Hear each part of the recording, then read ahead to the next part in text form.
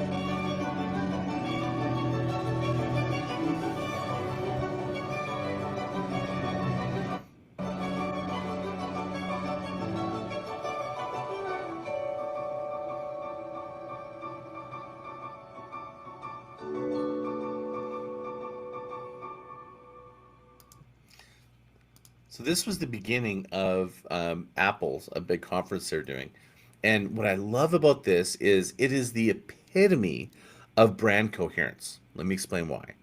Number one is when I talk about brand coherence, it's about the connective tissue between all the different ways you're communicating, all the lines of business, all the way that you're designing some visual design to the sound to product design. So Apple, they're showing from every aspect. Let's just talk about shapes. The shapes, the circles, the ovals. They're creating the connective tissue between all their products and the visual design, even down to the building, from a outlet to even the building design, how it's all cohesive. The connective tissue there, the coherence of the simplicity of the shapes, the designs, and how they overlay like tapestry. To me, it just demonstrates that they have such a command of brand coherence, the feeling that they want to have. And the reason they create that feeling is it's a sleight of hand in design, which is it's like when you see a pattern. I don't like when you think of a Coke bottle. The brief that they had for a Coke bottle, the original creative brief was create a bottle that could be unmistakable in the dead of night and broken. Talk about a brief that's hard. We want you to make a bottle that it's unmistakably a Coke. And by the way, if you see a Coke bottle, a little You broken know it. even piece of sea glass, you know that was a Coke bottle. Hmm. Like that's how great, like how cohesive that is. So to me, I just love this because in right now I'm really diving in and writing in this ebook right now called Brand Coherence, and this was just an example that I'm going to be writing a prolonged sort of article. But I just loved how in that's the first time I've seen someone go from tip to tail the entire business and just show the connective tissue, the overlays of brand and visual identity. So there's the visual identity, there's the verbal identity, and there's the visceral identity, and they lay all three right in that identity. That makes it Hmm. so cohesive as a brand, and it's brand coherence, perfection. My first initial feeling was like you're playing a video of my life. So I felt that. I felt being on a MacBook right now. I've got my iPhone, I've got behind me. It felt like it was telling the story of my day. Hmm. And that's why I felt like I loved it because I'm like, I all of those are patterns of familiarity for me, and anybody who is, that tied into Apple, like, not everybody needs to use Apple products cross devices, but for those of us that do, like Apple's more than just a product, it's your friend. It helps your workflow and everything. So it just felt like I was watching my day and all the moments I didn't realize that Apple was connecting me. So it really felt really personal. It felt like it really understood the audience. It really understood how we live. And I think that's the important message as well, is it's like we're doing this all in an eloquent, brand coherent way, but we're telling the story of our people. We're telling the story of our audience. We're telling the story of you. And because we didn't really see faces, it could be any one of us. so we could jump in there and be that. And I think it's beautiful. I didn't see that before. I just noticed that the pre-buy date, and I'm like, buy. Nice. Thank And you. that's what happens, I Good think, when you have a storytelling. strong enough brand. You don't even think about it. You're like, buy now. Yeah, it's like the feeling, the visceral feeling Mhm. of the continuity, and it takes years and time, and it's like, it's like having your brand sometimes. Like, I know that you work with one of the companies I helped do the branding with. Am I okay to mention their name at all? Yeah, yeah. At HQ, and one of the things I created in the brand guide was using patterns so that you can actually recognize the brand without having the logo there.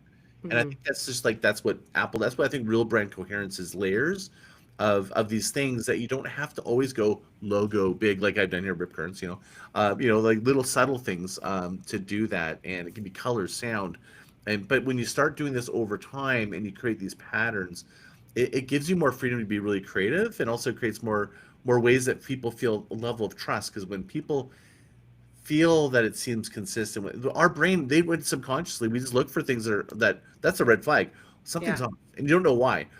But so brand coherence levels into trust from a design, voice, messaging, the feeling you create, and if you're off on that, so that is why I think you want to hire somebody that really is intent, like you with your UX and the amount of thinking you go through and the psychology.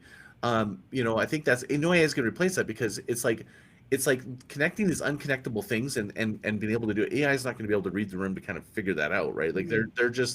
they're getting only input out, right? So that to me is what I think is a real differentiator and an imperative for branding now, is this visceral feeling of connection that it's like you're curating, you're like an orchestra,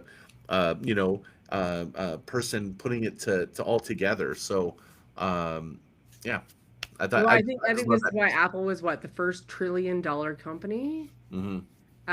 is because they've mastered all of this. And coming from Steve Jobs, who studied typography, which I studied at this, not very many of us do, but understanding, like, he understood inherently all aspects and how they tie together. When you go into an Apple store, it still feels like the website in real life. Hmm. Bringing all of that feeling, that essence, those core things together, Like, that's look at the logo that we created, you and I co-created. There was a lot of thought with it. There was like, I must have went through like 100 fonts, and Mhm. then you did some really beautiful tweaks, and it was really about creating this current, Yeah. as a font that was a current, and with the one highlight being the dot, and so it's like that's the kind of, I believe, is what gets me excited. 'Cause I'm an artist in me or whatever, but for me it feels like when someone shows up with focusing on the level of detail and the intentionality, that over time it's going to just keep, it's like a story unfolding, you know what I mean? That to me is brilliance, and I think that people appreciate that, I think especially when, people because you're, notice that. yeah, it's an intention, When that's the thing, I think, that when people are like, well, what if we lived in a world where we don't need graphic designers, or as long as I have Canva, I have everything. People think like I can just grab this and use that. But it is the things, it is the little eye details that as a designer you look at and go, what would make this just slightly better? And it is only slightly, but it's incredible how a slight adjustment can have a large impact on our comfort. Like the T and the S didn't line up in this font. And I remember being like, I don't like that. I want them to flow together. And it's a small thing that, had I not done it, everybody would have probably been like, "Oh," but because it's so clean, we don't notice it. It doesn't give us a sticky point, right? and I didn't quite catch it on that. When you did, I was like, oh my gosh, yes. Yeah, it makes a difference. Yeah. But I think that's where, when people are like, do I need somebody in marketing or not? Do I need somebody to do my professional design or not? Do I need someone to help with my branding or not?